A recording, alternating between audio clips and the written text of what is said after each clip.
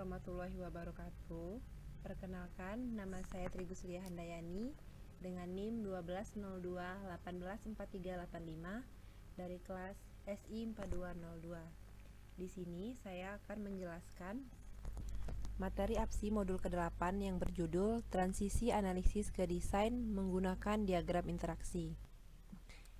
Yang pertama, terdapat tujuan, yaitu menjelaskan tujuan dan elemen model desain, mengidentifikasi elemen penting dari diagram komunikasi UML, kemudian membuat pandangan diagram komunikasi dari model desain, mengidentifikasi elemen penting dari UML sequence diagram, membuat pandangan sequence diagram dari model desain. Proses map.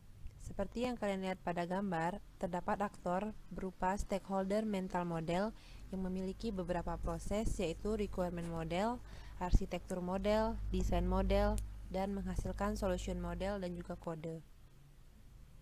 Pengenalan model desain. Model desain dibentuk dari requirement model. Model desain digabung dengan arsitektur model untuk memproduksi sebuah solution model. Seperti pada gambar sebelumnya yang telah dijelaskan. Diagram interaksi. Diagram interaksi UML adalah nama kolektif untuk diagram berikut. Yang pertama, ada sequence diagram, communication diagram, interaction overview diagram, yaitu gabungan dari activity diagram dan juga potongan sequence diagram. Diagram interaksi. Setiap diagram interaksi UML yang digunakan untuk menunjukkan urutan dari interaksi yang terjadi, yaitu satu atau dua skenario use case, potongan dari satu skenario use case. Lalu, diagram interaksi UML juga dapat digunakan untuk menunjukkan urutan interaksi yang terjadi antara sistem dan juga subsistem. Perbandingan analisis dan desain. Analisis dapat membantu kita dalam memodelkan bisnis proses apa, kemudian sistemnya yang mendukung ada use case dan juga domain model. Desain dapat membantu kita dalam bagaimana memodelkan sistem yang mendukung suatu proses bisnis yang terdiri dari UI, komponen service, komponen entitas. Selanjutnya ada analisis robustness, yaitu proses yang membantu dalam mengidentifikasi komponen desain yang akan diperlukan dalam model desain. Di sini terdapat dua model, yaitu requirement model dan juga desain model. Di requirement model ini terdapat dokumen berupa use case form and scenarios. Komponen batasan digunakan untuk memodelkan interaksi antara sistem dan aktornya, yaitu user dan sistem eksternal. Abstraksi dari layar UI, sensor, komunikasi antarmuka, dan sebagiannya. Selanjutnya ada komponen UI tingkat tinggi. Setiap batasan komponen harus dikaitkan dengan setidaknya satu aktor. Komponen service. Komponen service itu mempresentasikan koordinasi, pengurutan transaksi, dan kendali dari objek lain yang sering digunakan untuk merangkum atau mengenkapsulasi kondisi yang terkait dengan suatu use case tertentu. Di sini terdapat gambar dari aktor berupa booking agent yang melakukan request ruangan dan membuat reservasi untuk pemesanan hotel. Yang pertama, dia mengkoordinasi alur kontrol, memisahkan pergantian apapun dalam workflow dari komponen batasan dan juga entitas.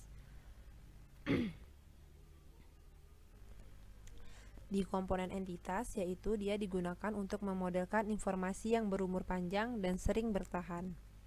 Entitas biasanya sesuai dengan objek domain. Kebanyakan entitas adalah persisten atau terus-menerus. Entitas juga dapat memiliki kompleks behavior. Di sini di komponen entitas berarti reservasi tersebut telah terbuat. Kemudian ada komponen service dan entitas. Komponen entitas akan sering mempunyai komponen service yang sesuai. Objek service akan sering mengontrol kesesuaian objek entitas. Objek service juga dapat menyerahkan ke objek service lain. Komponen batasan dapat sering mengambil atribut dari komponen entitas. Contohnya, dia mengambil detail dari reservation UI untuk reservasi. Mendeskripsikan proses analisis robustness. Yang pertama, kita harus memilih use case.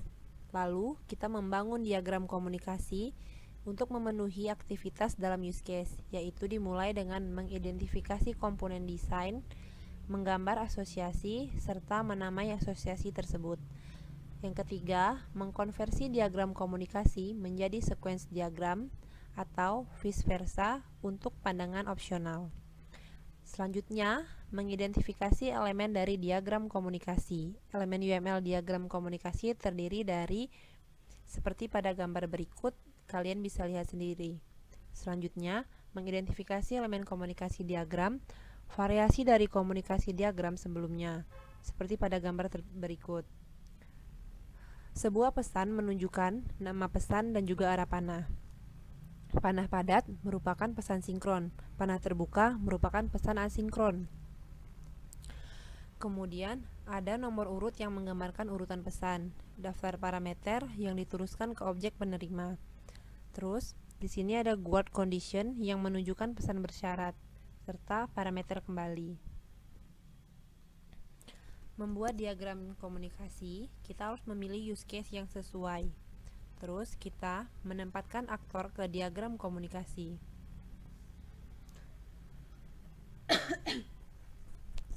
Yang kedua, kita harus menganalisis form use case atau activity diagram untuk use case. Untuk setiap tindakan use case, kita harus mengidentifikasi beberapa komponen seperti pada slide berikut. Yang pertama, kita harus menempatkan aktor ke diagram, yaitu seperti pada gambar. Kedua, mengidentifikasi komponen batasan, yaitu room request ke reservation UI. Kemudian, mengidentifikasi komponen service. Dia membuat reservasi ke reservation service. Yang ketiga, method make reservation pada objek reservation service membuat entitas reservation. Selanjutnya, metode make reservation menggunakan metode find room untuk menemukan kamar dari tipe kamar yang diperlukan.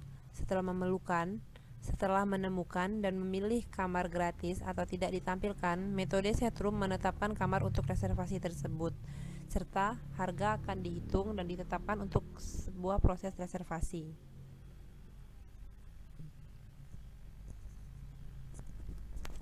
Metode room request dari reservation UI, kemudian dia akan memanggil metode get reservation detail dari objek reservation, kemudian mengembalikan rincian reservasi.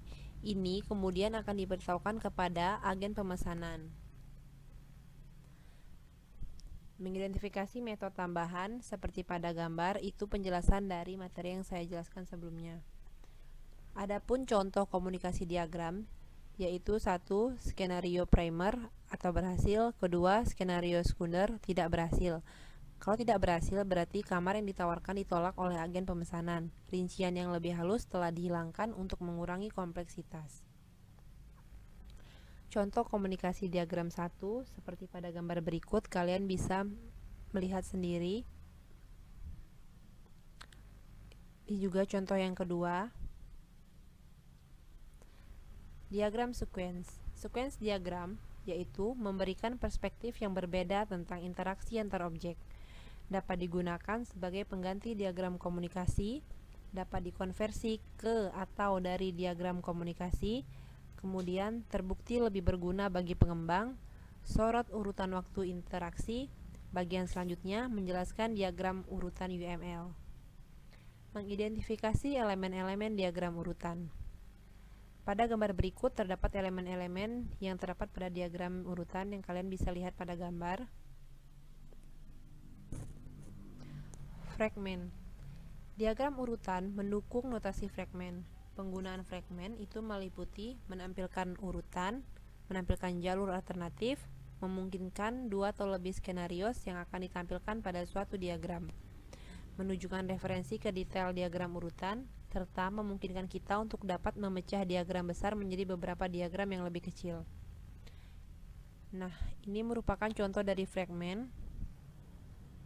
Terdapat aktor librarian yang melakukan beberapa proses.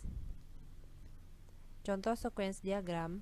3 diagram urutan berikut menunjukkan pandangan yang lebih rinci tentang membuat reservasi. Yang pertama itu ada skenario primer, itu berhasil, dan skenario sekunder atau gagal dalam satu diagram menggunakan alt fragment.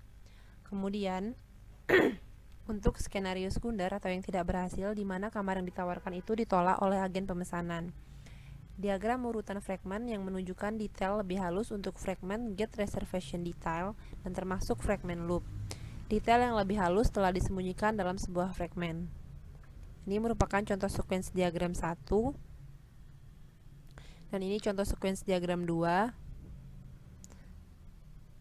Ini contoh sequence diagram yang keempat. Kesimpulan dari modul ini, diagram interaksi digunakan untuk mengidentifikasi komponen desain yang memenuhi kasus penggunaan. Interaksi objek dapat divisualisasikan dengan UML, Communication Diagram Sequence Diagram. Sekian presentasi dari modul 8 dari saya akhiri dengan wassalamualaikum warahmatullahi wabarakatuh.